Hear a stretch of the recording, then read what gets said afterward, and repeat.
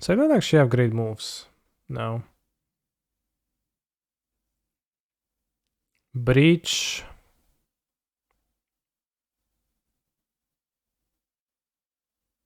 Ragavan. I guess I just don't need to use the grape shot. I can just go Breach, Ragavan, Bolt, Bolt. I'll Breach, Consider. Bolt.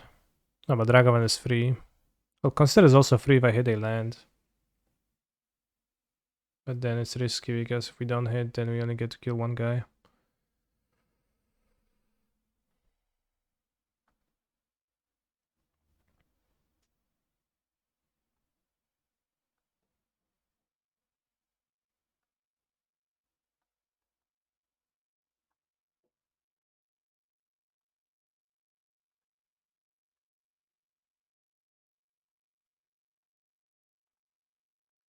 Yes, you can exile the creatures. One of the creatures. Let's exile Ragavan out of spite.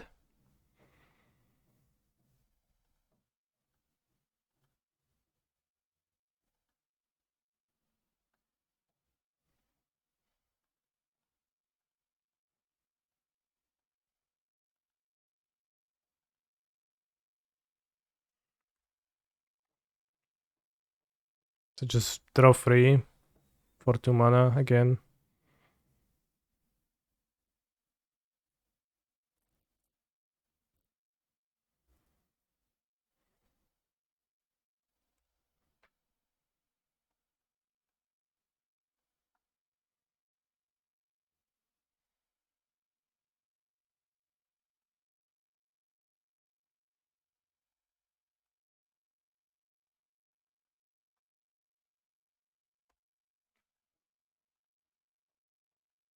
I forgot I have the Ragavan trigger. Just play blue-red with Breach instead of dragons. Yeah, I tried that. Or rather, we talked about that with Jendrek and with some other people on the Discord, and some people played that, but that, without the combo entirely, it was a bit weak at times. And I think, I mean, I could try to play third, fourth Consider in this deck.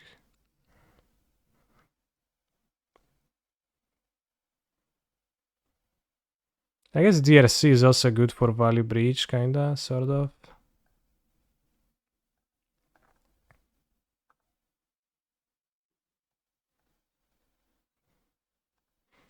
Emery fuels the value breaches too, actually being pretty good, even though I'm typically very low. Do you play Emery then? I mean, I play 3 Emerys right now.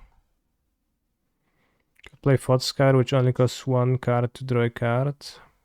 Draw. Yeah, DRC is like the most internally consistent with the deck, but then if somebody plays a graveyard hate card, it's actually really bad for you. And Shredder is the more like better defensive option. When you need to defend, it's better.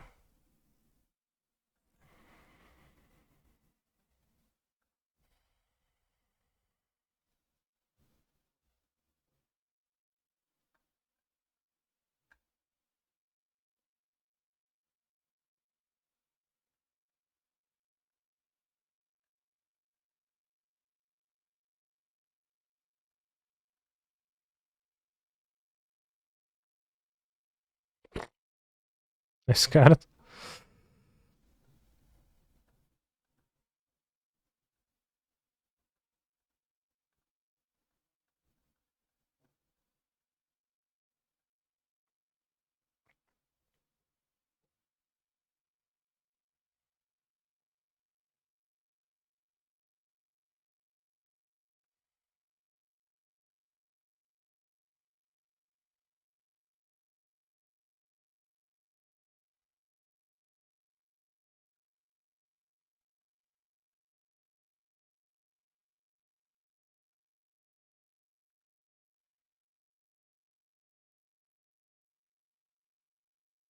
I'll just wait. I wanted to hit land drops, but we also don't really make or break anything if we don't.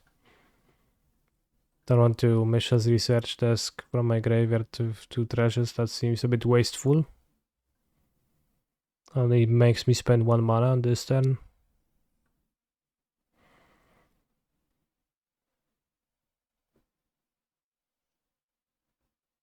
The Droga's command in this game is still the effect in this graveyard. That's pretty nice. Nice touch.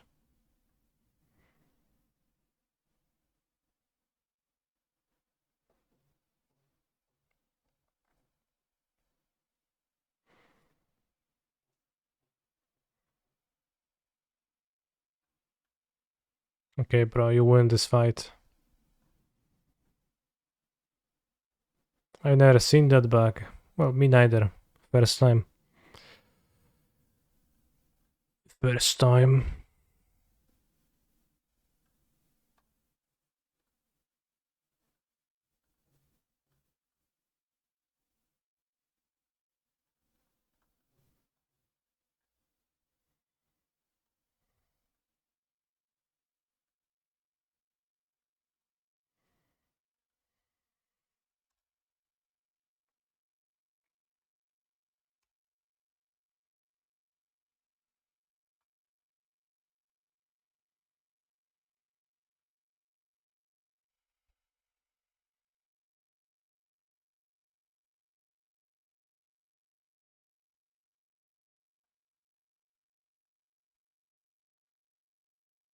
New idea for a vintage deck.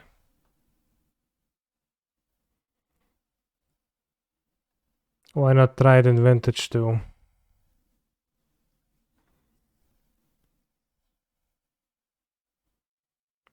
Probably want to play Thalia.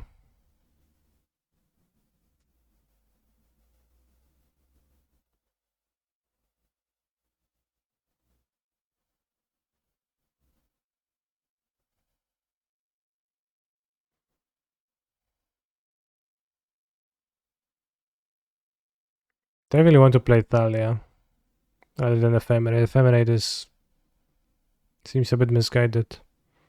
Not me already tried it, and how was it? It seems like not the worst ever, possibly. Except your mana sacks. No City of Traitors at all. City of Traitors not a very good land. United Peacekeeper is a bit odd. Not sure that card is actually any good. Ooh. We got free Magic Online player rewards packs. I'm not sure. Still not sure to this day what is the way, like what do you get them for, but let's go. Okay, basic lands.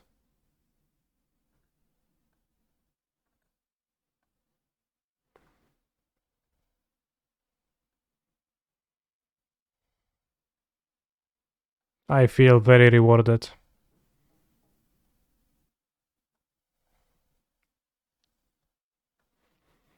Oh, this looks much better, yeah. Less cringe cards, more planes, yeah. Peacekeeper can name Bazaar. Damn. But for a 3 mana card, that's I think a bit too bad.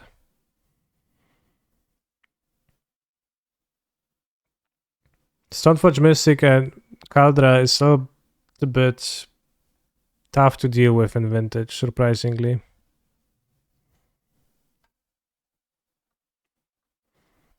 I've had that be a problem many times.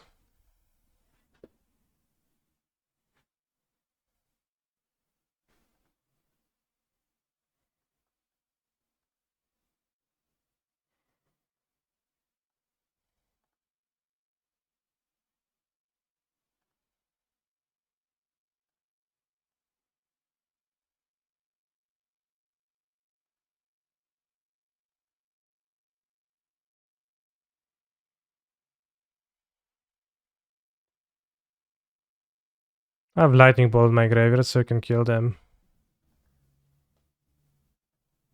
Yeah, it's a little bit impossible to beat Caldra with Bazaar.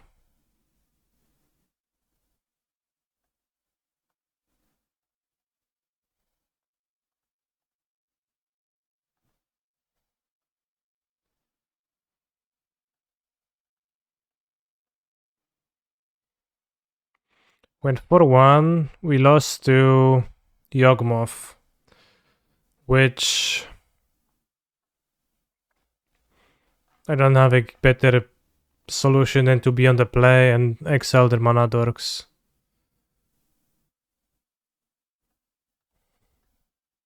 We also played against cringe creature decks, but those seem like I just can play control against them super easily and they think your combo.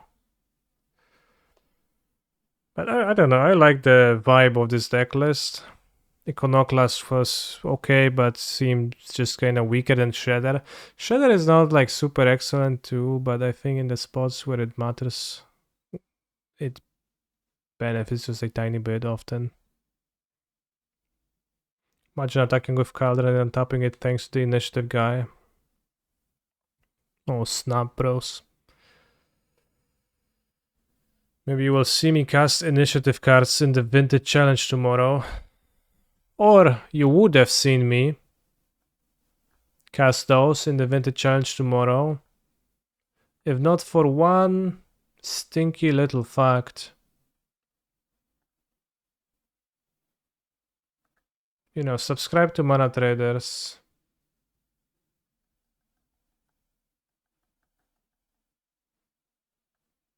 And all, but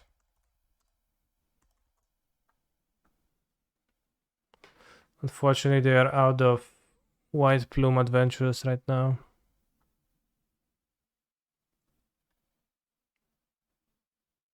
And the second one, Seasoned Dungeoneer. Yeah.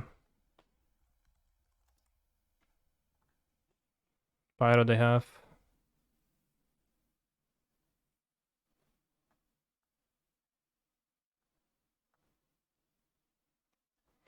The Vintage Initiative seems pretty weak against fast combo like Doomsday or Good Tinker Hands. Yeah. You can click Rent and Wait. I don't know if that means that they just don't have them or that like they're rented currently.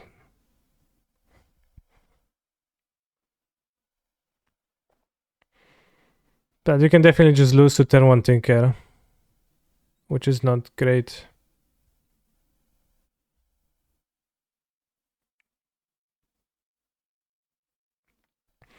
How do they do that on Modo every time? When they add cards to chests and then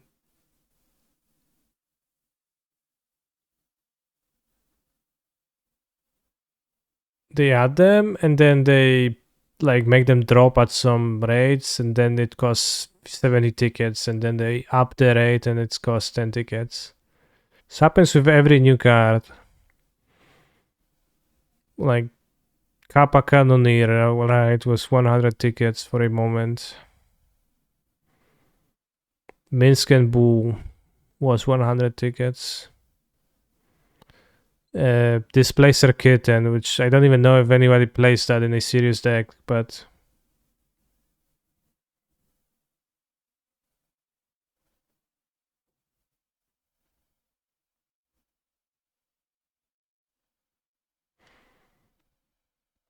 it's a bit annoying that they do that. If I ask them and they listen to me and they add Poxwalkers to Modo, they're gonna cost 120 tickets. Probably not. They're not gonna be all that good, but they're gonna cost like 50 tickets, and I would be like, wow, bro. Now I have to buy them because Mana Traders doesn't have Poxwalkers, and I have to buy them to test them in my shitty Bazaar deck in Vintage. Not a good deal. Cracked 500 chests again. Yeah, simply have 500 chests. Price is high, just have more money. We have 27 currently. Yeah, dredge decks are probably gonna be much cheaper.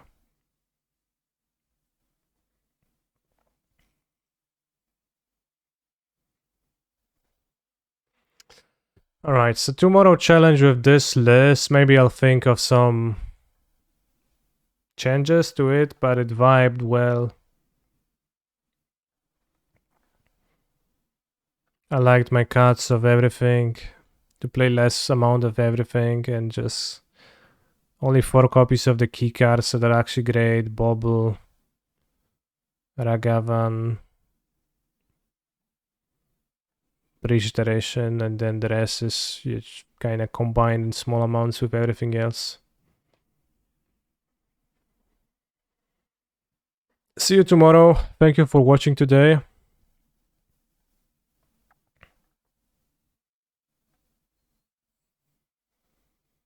Tomorrow there's a 9 AM Pioneer Prelim.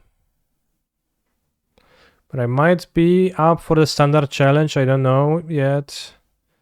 I probably will play modern with this and vintage with some deck that doesn't take much brain power, so probably with Hexdrinker.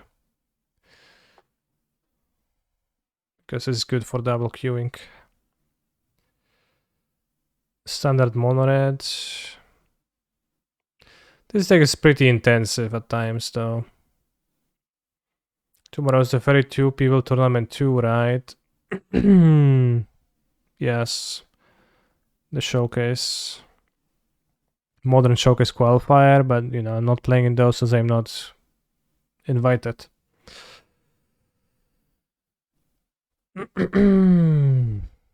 See you tomorrow, nerds. And thank you for the subs.